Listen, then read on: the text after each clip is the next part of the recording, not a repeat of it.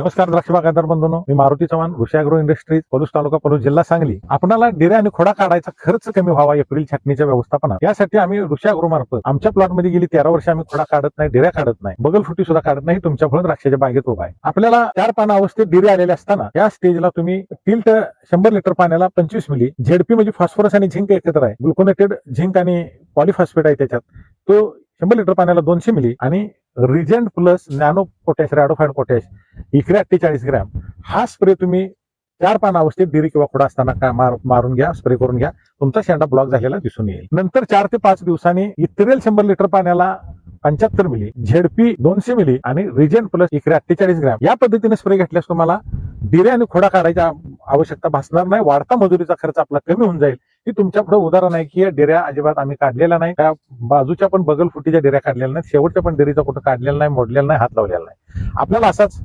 मजुरीचा खर्च कमी करण्यासाठी वेळोवेळी आपला व्हिडिओ दिला जाईल.